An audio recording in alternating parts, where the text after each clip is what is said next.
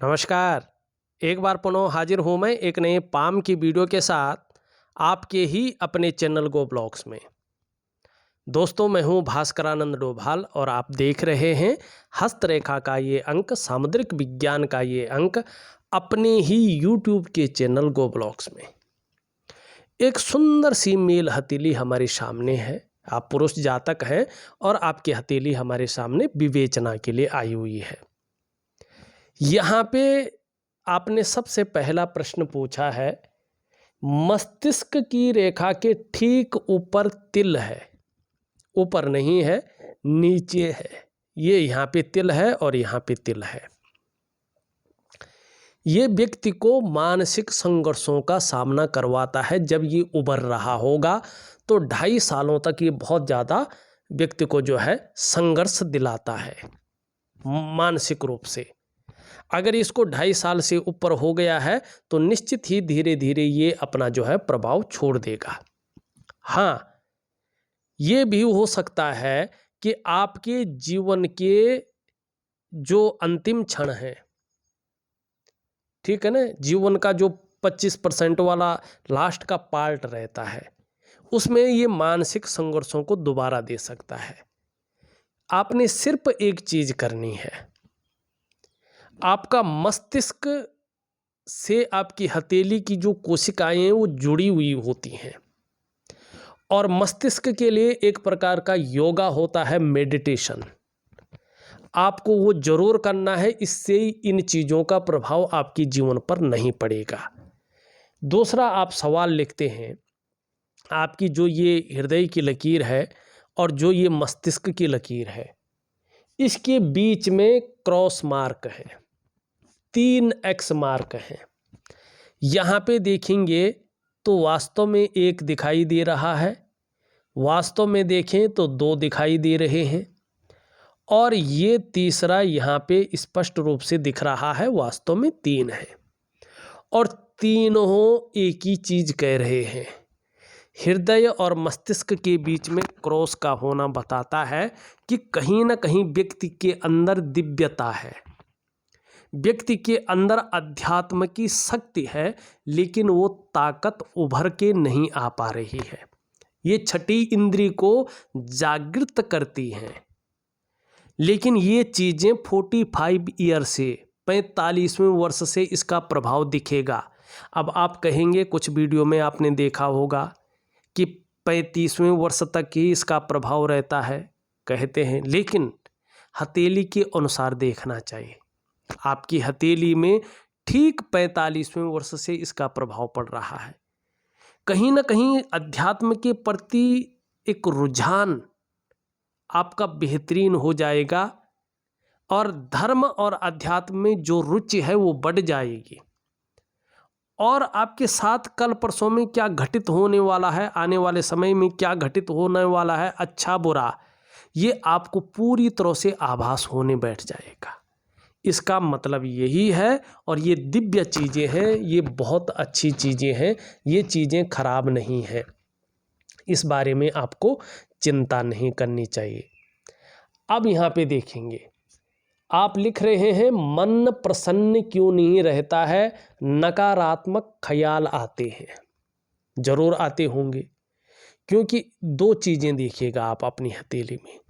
एक तो आपका जो शुक्र का पर्वत है, धीरे धीरे यहाँ पे एक तिकोना सा उठ रहा है और इसमें बहुत छोटी छोटी सारी रेखाएं उभर रही हैं। दूसरा, आपकी पूरी हथेली में हल्के रूप में जाल दिखाई दे रहा है। अब देखिएगा, शुक्र के पर्वत पे इस प्रकार की चीजें होती हैं तो ये मानसिक परेशानियों को जन्म देता है, ठीक है ना। और कहीं ना कहीं कितना भी कुछ हो, व्यक्ति का जीवन ये संकटों और कठिनाइयों के बीच गुजारता है। लाख प्रयास करने पर, सारे साधन होने के बावजूद भी जो सुख होता है, जिसे सुख कहते हैं, वो सुख नहीं मिलता है। खासकर दाम्पत्य जीवन का सुख, परिवार का सुख, कुटुंब का सुख, इन रिश्तों का जो सुख का भोग है उसके आगे परिस्थितियां खड़ी होती हैं, सुख का सही से भोग नहीं मिल पाता है, क्योंकि ये लग्जरी लाइफ का जो है कारक है, ये स्त्री कारक ग्रह है। जो स्त्री सुख है उसको नहीं देता है, जो लग्जरी जीवन का सुख है उसमें कमी करता है। और ऐसे में व्यक्ति का जीवन संकटों और कठिनाइयों के बीच गुजारता है ये, ठीक है ना। बहुत ज़्यादा मेहनत करने पर भी, बहुत ज़्यादा परिश्रम करने पर भी ये अभाव की स्थिति को जन्म देता है।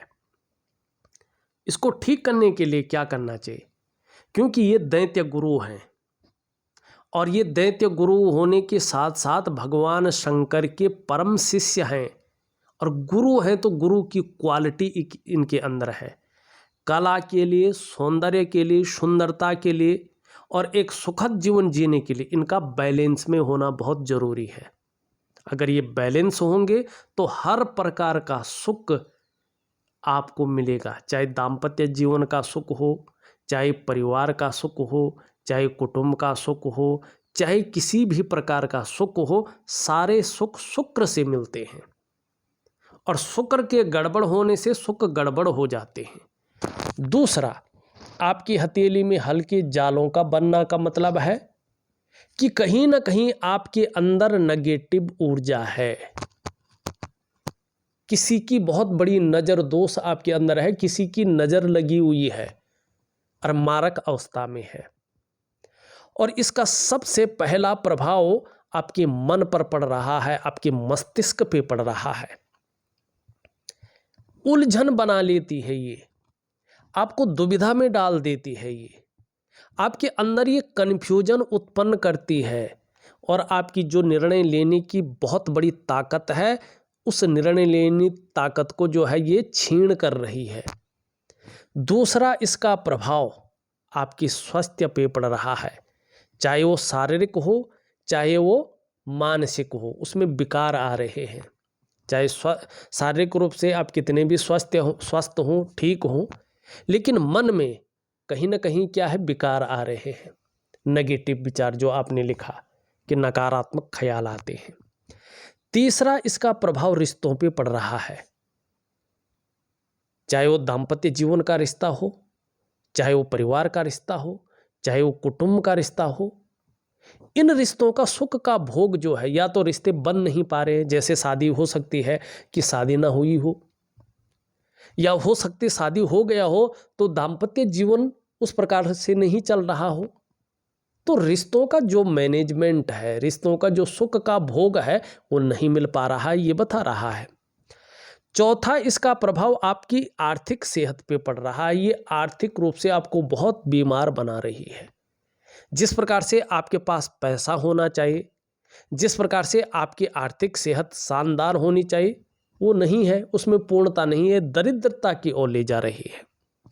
और पांचवा और सबसे बड़ा प्रभाव आपकी डेवलपमेंट और आपकी प्रोग्रेस पे डाल रहा है। माने आपका जो करियर का मामला है, आपका जो धन का मामला है, उसमें स्थायित्व तो कहीं दूर दूर तक नहीं है। उल्टा आपका जो सफलता का स्तर है, उसका जो पैराग्राफ है, निरंतर वो शून्य की ओर जाता हुआ दिखाई दे रहा है। माने इसका जो प्रभाव है, जीवन के जो मुख्य 5 आयाम हैं, उन 5 आयामों पे पड़ता हुआ दिख रहा है। अब क्या करेंगे आप इसके लिए? निश्चित रूप से जो है आप इसके लिए जो है एक वनस्पति स्नान होता है, आप वनस्पति स्नान करेंगे। और एक दिव्य योग ध्यान क्रिया होती है, उस दिव्य योग ध्यान क्रिया को प्रॉपर तरीके से करेंगे तो निश्चित रूप से आपको बहुत अच्छा लाभ होगा। लेकिन ये आपके करने के ऊपर डिपेंड करेगा।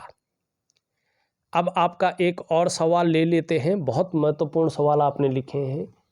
आप लिखते हैं किसी और के लिए काम करता हूँ तो काफ़ी सफलता मिलती है और अपने लिए बहुत कम मिलती है। जी बिल्कुल ठीक कह रहे हैं आप। और आपका ये जो है चौथा सवाल है, बहुत महत्वपूर्ण। इसका कारण है आपकी धन और करियर की लकीर।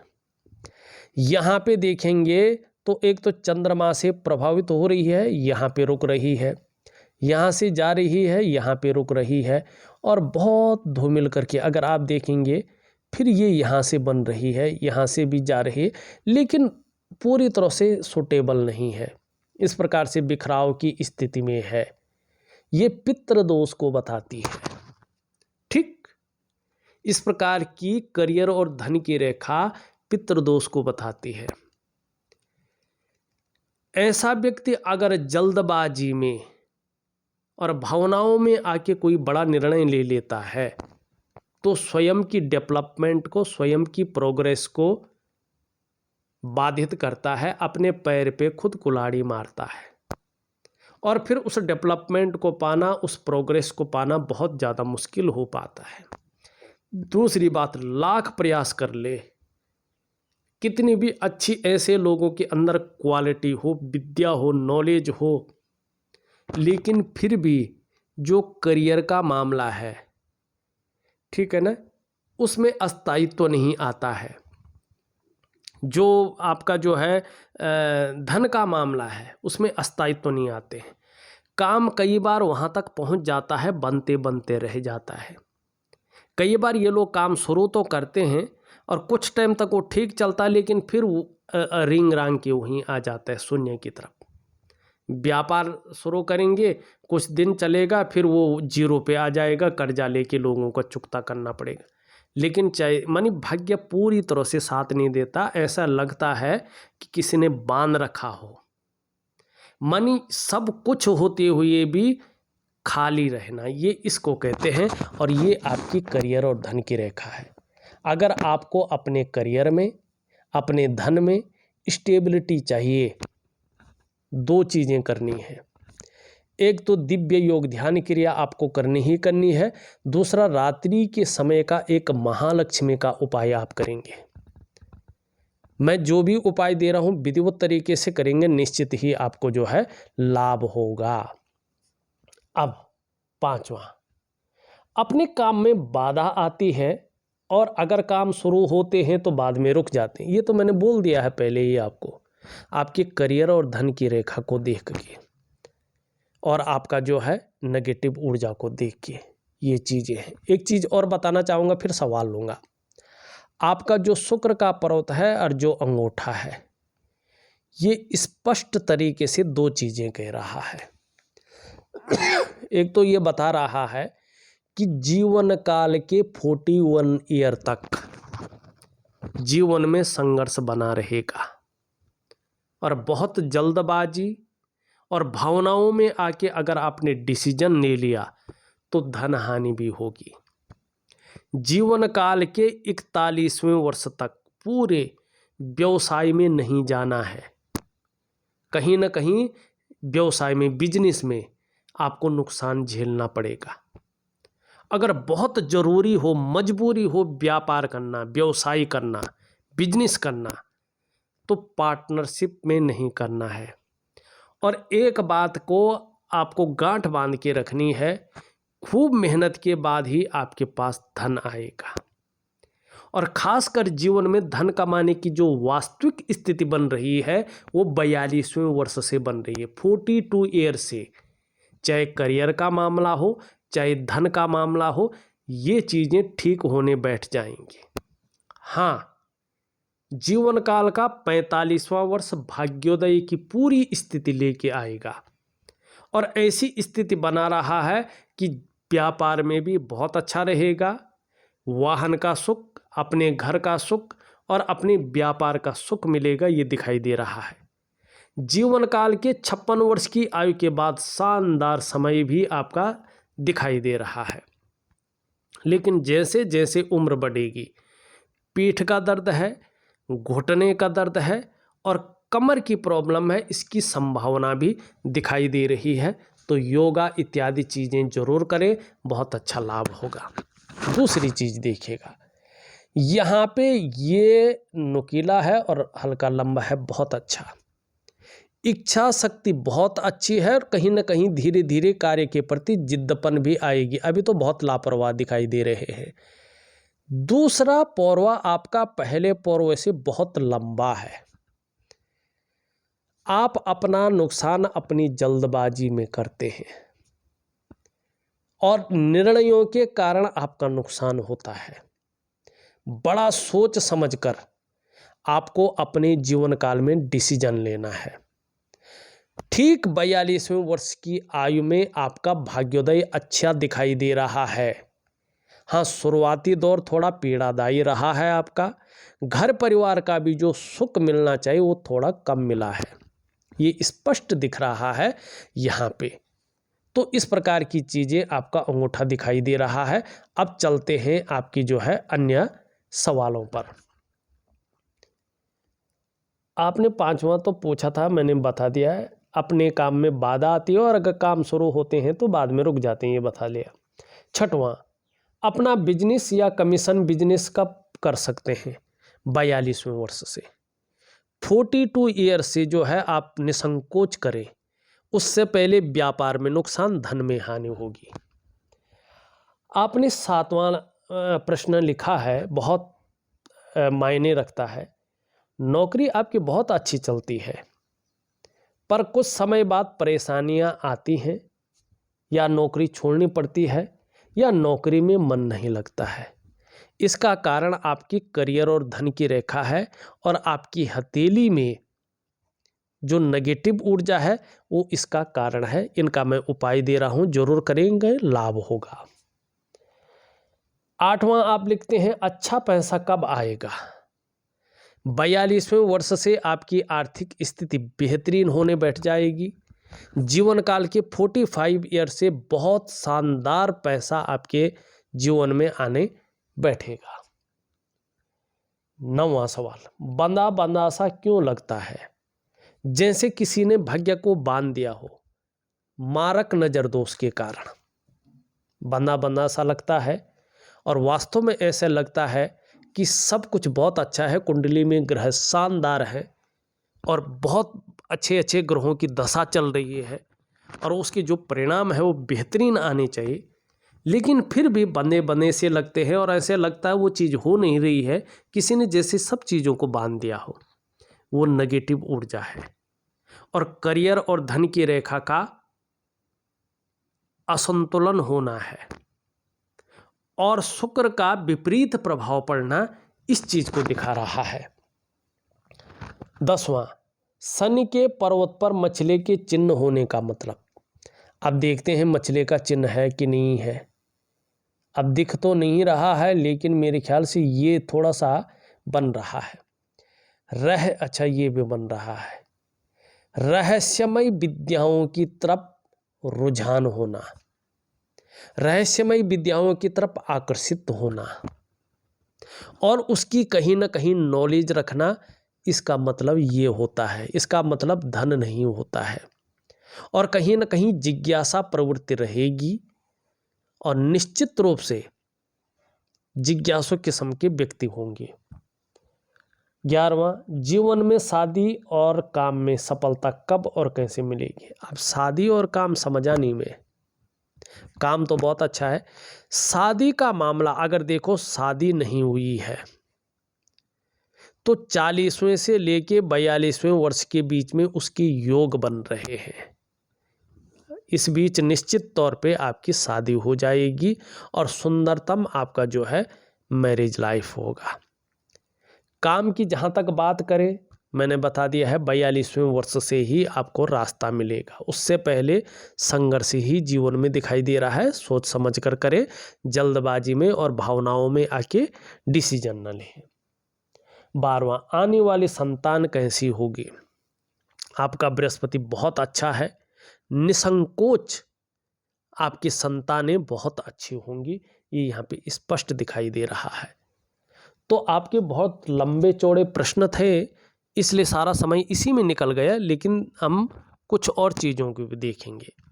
ये उंगली पूरी तरह से झुक रखी है, तो धार्मिक भावनाएं बहुत अच्छी रहेंगी और ईश्वर में विश्वास बना रहेगा। मेहनती हैं और कर्म करने में विश्वास रखेंगे, इसका आपको फायदा मिलेगा। ये उंगली पूरी तरह से झुकी हुई है, और इस तरफ निश्चित तौर पे यश पाने की इच्छा, नेम फेम पाने की इच्छा, और अपने कार्यों में विस्तार पाने की बहुत ज़्यादा इच्छा बनी रहेगी। इसके बीच में गैप दिखाई दे रहा है।